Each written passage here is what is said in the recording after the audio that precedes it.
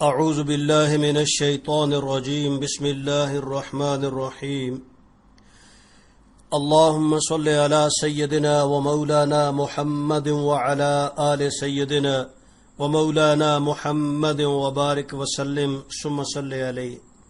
قال اللہ تبارک و تعالی فی کتابہ الکریم یا یحییٰ خذ الکتاب بقوة وآتیناہ الحکم صبیا. صدق اللہ العظیم. واجب الاحترام گرامی قدر معزز سامعین حضرات، آج کا بیان سیدنا حضرت یحییٰ علی نبینا و علیہ الصلاۃ والتسلیمات کی المناک شہادت کے متعلق ہے. حضرت زکریا علیہ السلام جب بڑھاپے کی عمر کو پہنچ گئے تو اللہ رب العزت سے یہ استدعا کی کہ رب لا تذرنی فردا وانت خیر الوارثین، یا اللہ مجھے اکیلا نہ چھوڑنا، تو سب وارثوں سے بہترین وارث ہے.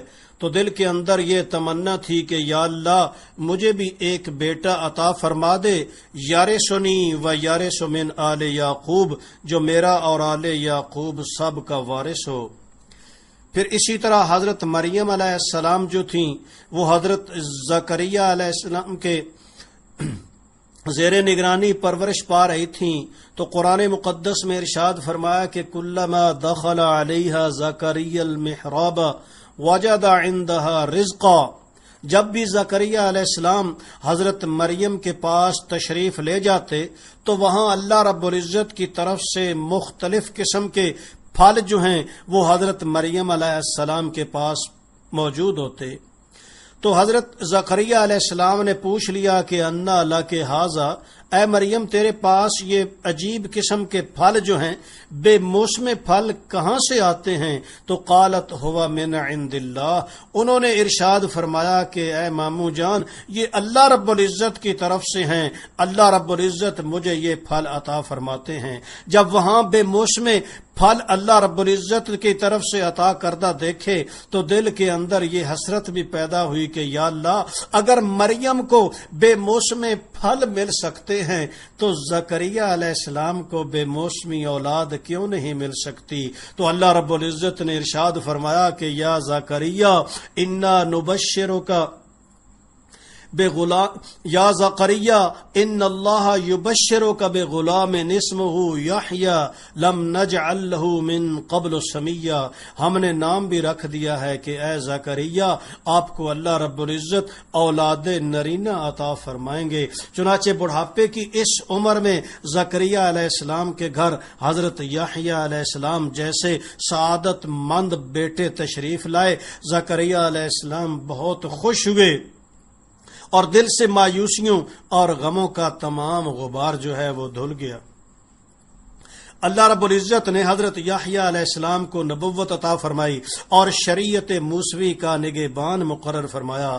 آپ عبادت الہی میں اس طرح مشغول ہوئے کہ کسی چیز کا کوئی ہوش نہ رہا. جسم سوکھ کر کانٹا بن گیا، آنکھیں اندر کو دھنس گئیں، چہرہ زرد پڑ گیا.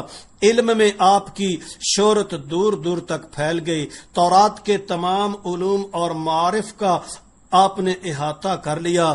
شریعت کے تمام اسرار و رموز سے اللہ رب العزت نے آپ کو مکمل آگاہی بخش دی. اصول و فروع میں آپ کا قول فیصل ٹھہرا. لوگ حضرت خدمت ہوتے، آپ شریعت کے مطابق ان کی تربیت فرماتے، انہیں مسائل سے آگاہ کرتے، شریعت کا مقتضا سمجھاتے اور باہمی جھگڑوں اور تنازعات میں عدل و انصاف سے فیصلہ فرماتے.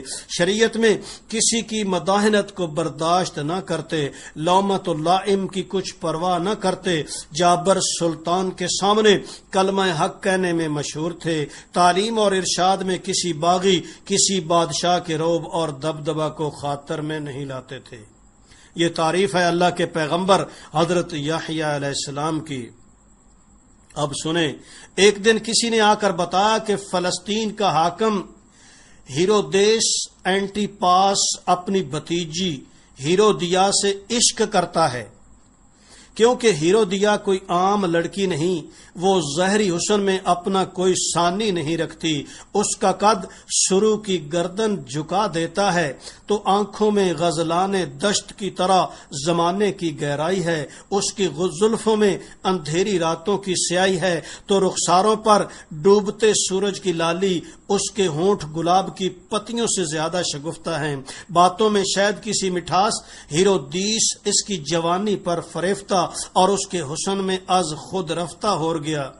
ہیرودیس اسی مہلقہ کو اپنی بیوی بنانے پر تلا ہوا تھا، حالانکہ وہ اس کے بھائی کی بیٹی تھی۔ ہیرودیا کی ماں بھی بادشاہ کی ہم خیال ہے، لڑکی کے رشتہ دار اور تعلق دار بھی اس پر رضامندی کا اظہار کر رہے ہیں، گویا شریعت کا استعزاز شروع ہو چکا ہے۔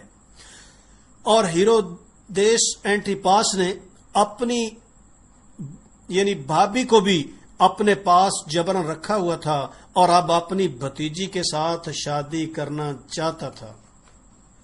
یحییٰ علیہ السلام کو جب یہ خبر ملی تو جوش میں آ جاتے ہیں اور اعلان کرتے ہیں کہ یہ نکاح نہیں ہو سکتا، یہ عقد باطل ہے، تورات کی آیات کی روشنی میں یہ زنا ہے، میں اس نکاح کا علل اعلان مخالف ہوں اور اس حرکت کے خلاف علم جہاد بلند کرتا ہوں۔ اسی جرم کی پاداش میں ان کو پکڑ کر جیل بھیج دیا گیا تھا۔ اس آواز کی گونج پورے شہر میں پھیل گئی، محل میں، بادشاہ کے حرم میں، معابد میں، محافل میں، گھروں میں، ہر جگہ اس فتوے کی آواز گونجنے لگی۔ ہیرودیا یہ فیصلہ سن کر سیخ پا ہو گئی، آنکھوں سے شعلے ٹپکنے لگے اور کہنے لگی کہ یحییٰ کون ہوتا ہے ہمارے ذاتی معاملات میں دخل دینے والا؟ اسے یہ جرت کیسے ہوئی کہ فلسطین کی سب سے حسین لڑکی بادشاہ کی محبوبہ کا نام بھی اپنی زبان پر لائے؟ ہیرودیا کے دل میں یحییٰ علیہ السلام کی دشمنی نے ڈیرے ڈال دیے۔ اسی غیظ و غضب سے اس کا حسن بھی متاثر ہوا جس پر ہر لمحہ بادشاہ کی نگاہیں جمی تھیں۔ اس مرض کا کوئی علاج نہیں تھا، اس بیماری سے شفا یاب ہونے کی صرف ایک ہی صورت تھی کہ اس کی آرزوئیں پوری ہوں اور وہ سوچتی کہ کہیں بادشاہ یحییٰ علیہ السلام کی مقبولیت اور شخصیت سے متاثر ہو کر شادی سے ہاتھ نہ کھینچ لے، کہیں وہ رانی بنتے بنتے رہ نہ جائے اور یحییٰ علیہ السلام اس کی تمناؤں کا گلا نہ دبا ڈالیں۔ اس کے دل میں یحییٰ علیہ السلام کے لیے نفرت ہی نفرت تھی، اس کا دل غیظ و غضب کے شعلے کی مانند بھڑک اٹھا تھا۔ وہ اس آگ کو بجھانا چاہتی تھی لیکن اس کے آنسو، اس کی ناکامیوں کا پسینہ اس کے لیے ناکافی تھا، اس کے لیے تو صرف یحییٰ علیہ السلام کے خون کی ضرورت تھی۔ اس نے سوچا کہ وہ کسی بھی صورت اپنے خواب کی تعبیر حاصل کرے گی۔ وہ جانتی تھی کہ صرف حسن کی دولت ہی اسے اپنے مقصد تک پہنچا سکتی ہے۔ اس نے جی بھر کر سنگھار کیا اور یہ ایک بادشاہ کی سالگرہ کا جشن تھا جس میں ہیرودیا نے خوب رنگ جمایا اور اپنے حسن کے جلوے بکھیر دیے۔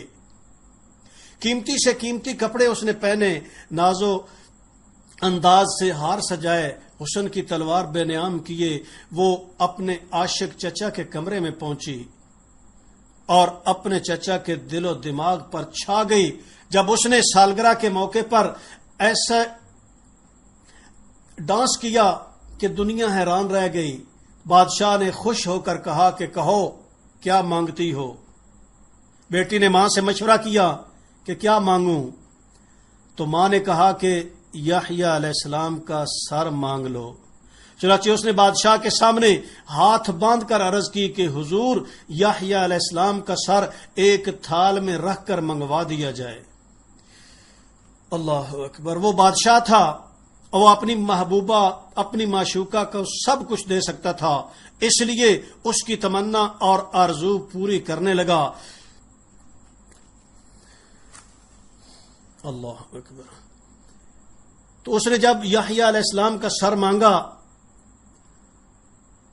اور یہ بھی ساتھ کہا کہ اس نے یحییٰ علیہ السلام نے مجھے اور بادشاہ کو ذلیل و رسوا کر دیا ہے، ہیرودیاس نے اپنی محبوبہ کی بات مان لی۔ اس نے بے چین ہو کر پریشان تو ہوا لیکن حکم دیا کہ یحییٰ بن زکریہ کا سر جو ہے وہ پیش کیا جائے، چونکہ پہلے سے ہی انہیں اس فتوے کی پاداشت میں جیل کے اندر قید کیا ہوا تھا۔ جو ہی یہ آرڈر پہنچا اسی وقت یحییٰ علیہ السلام کا سر مبارک جو ہے وہ کاٹ کر ایک طائفہ ڈانس کرنے والی بے حیا قسم کی عورت کے قدموں کے اندر ڈال دیا گیا۔ ہیرودیہ نے سر مبارک کو دیکھا تو اس کے غیظ و غضب کا شعلہ بجھ گیا۔ یحییٰ علیہ السلام تو حق کے لیے مشعل راہ ٹھہرے، جبکہ ہیرودیہ اور بنی اسرائیل پر قیامت تک کے لیے لعنت برستی رہے گی۔ قرآن مقدس نے یہی ارشاد فرمایا ہے کہ بہت سے انبیاء علیہ السلام کو تم نے جھٹلا دیا اور بہت سے انبیاء کو تم لوگوں نے یعنی بنی اسرائیل والوں نے شہید کر دیا۔ اور حضور فخر دو عالم صلی اللہ تعالی علیہ وسلم کا ارشاد گرامی ہے کہ دنیا کے اندر سب سے بدترین انسان وہ ہے جس نے کسی اللہ کے پیغمبر کو شہید کیا، اور دوسرے نمبر پر بدترین انسان وہ ہے جو کسی اللہ کے پیغمبر کے ہاتھوں قتل ہوا۔